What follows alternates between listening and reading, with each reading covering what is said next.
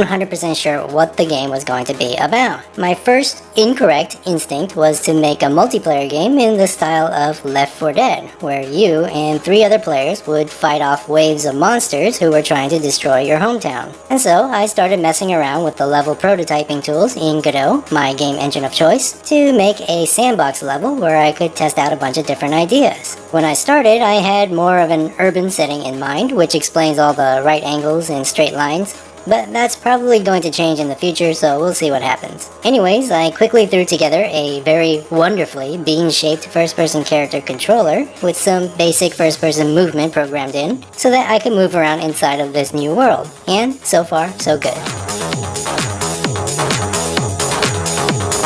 The next thing I needed to do was get some basic shooting into the game. For the prototyping phase, I quickly made a mock-up pistol, and I programmed in a simple hit-scan weapon system that could shoot and kill enemies. Initially, because realism, I wanted every weapon in the game to fire real projectiles that travel through the air in real time. I just thought it would be so much cooler than hit-scan weapons where bullets travel through the air instantly and you're basically using math to figure out if you hit something. But unfortunately, I was having a lot of trouble getting the projectiles to work reliably, so I decided to make the switch over to hit-scan, which is much easier to work with. I might still add a few projectile weapons later on, but for now, we're keeping it simple.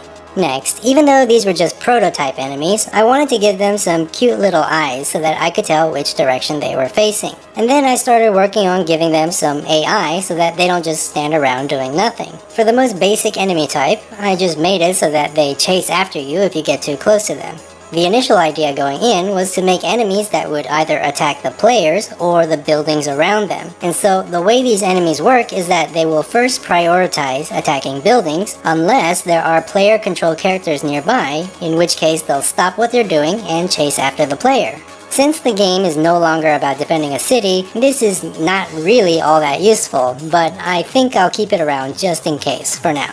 Another thing I did that isn't very useful anymore is the ability to create walls and other obstacles that could slow enemies down. Originally, I thought about adding some RPG-style progression to the game by allowing players to expand by building barriers, upgrading weapons, and adding things like turrets to help fight off enemies as they became more and more dangerous. But then I realized that I'm terrible at making games, and this was a little bit beyond my ability. They ask you how you are, you just have to say it. And besides, my vision for what the game should be was starting to change, and so I scrapped all of it and started working in this new direction.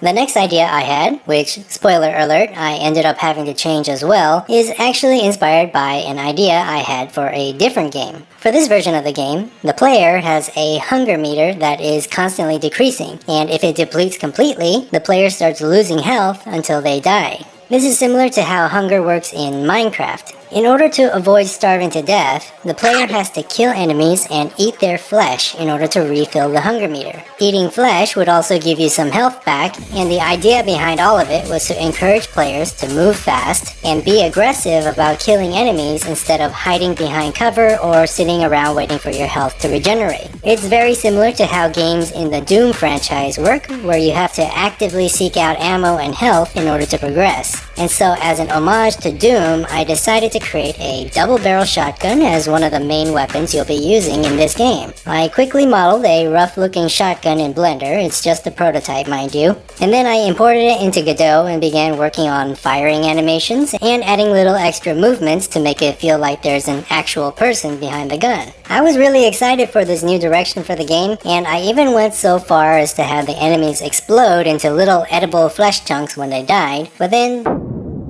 disaster struck, and I became aware of a first-person shooter that another game dev YouTuber was working on that was thematically and aesthetically very similar to what I had in mind. It even had eating the flesh of dead enemies to regain health as one of its core game mechanics. And quite frankly, it was done way better than what I could have accomplished, and so out of respect, I decided I would scrap the flesh-eating idea and come up with another idea for my game. The problem was that I didn't have any more ideas. Eating flesh was supposed to be the end game, but now that that was gone, I wasn't sure what to do. Well, while I was agonizing about what to do, I decided to have a little bit of fun and add a little feature to the game where when you shoot at an enemy, the force of the blast yeets them away with a considerable amount of force. I did it mostly for the meme, but as I was playing around with it, I realized that launching bad guys into orbit was actually really fun. And then it hit me. This is what the game should be about. I should make a game where one of the best ways to kill an enemy is to smack him in the face with one of his friends. And with that, I suddenly had a reason to work on this game again. The first thing I did was make it so that if you yeet a bad guy into another bad guy, it would deal a lot of damage to the guy getting hit. And just like before, if they died, they would explode into a bunch of flesh chunks, no longer edible of course. The next thing I did was make it so that the enemy would get splattered if they hit a wall, since it only seemed natural that they would. There were a couple issues with getting this to work, but eventually I was able to iron out the problems and make everything functional. Of course, I'll have to adjust a lot of things before it's perfect, but right now I'm just glad it doesn't crash the game anymore. The idea is that each weapon in the game will have its own unique properties and unique ways of launching enemies so that you can get more creative with how you kill bad guys. Not sure how I'm gonna do that just yet, but I'm sure we'll find out. The last thing I did was upgrade the shotgun model so that it doesn't look so Minecrafty, and I created a simple scene with textures and somewhat proper lighting so that I could better understand how I want the game to look. Check it out.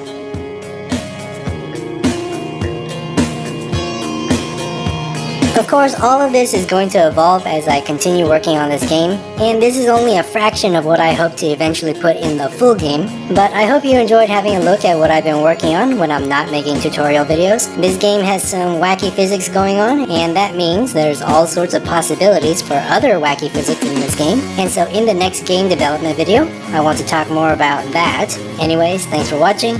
Like, subscribe, bell, links to my Discord and Twitter down below, and as always, have a nice day.